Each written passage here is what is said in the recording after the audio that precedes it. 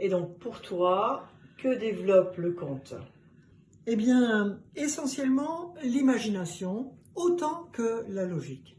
Or, à notre époque, il y a beaucoup de matérialisme et le sens est donné sur l'écran.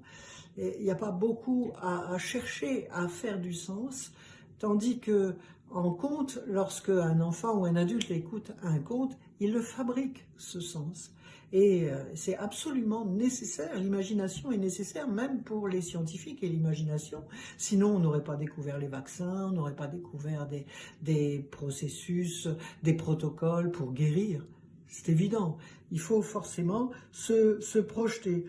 Et puis, j'ai appris forcément en sciences, mais aussi en littérature, et finalement j'ai combiné sciences et littérature avec la linguistique, le langage.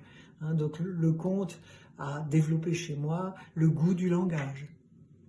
Quelles ont été tes plus belles rencontres? Ah, des rencontres de textes universels sur la violence, sur le racisme, sur le viol, sur l'inceste, pour les drames, mais de beaux textes aussi d'amitié. Voilà pour ce qui est des textes. Mais des rencontres d'auteurs, je pense au travail que j'ai pu faire avec Alain Serre sur les nouvelles du monde, les bonnes nouvelles du monde, mais aussi les rencontres du public. J'ai pu rencontrer à la yourte de Lens-en-Vercors ou au tremplin d'Autran des gens qui venaient pour être dépaysés ou qui s'arrêtaient alors qu'ils étaient en train de courir.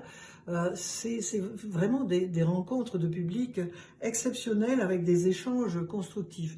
Évidemment, j'ai aussi fait des mauvaises rencontres de personnes égoïstes qui ne pensaient qu'à eux, etc. Mais on ne va pas en parler, on va être positif.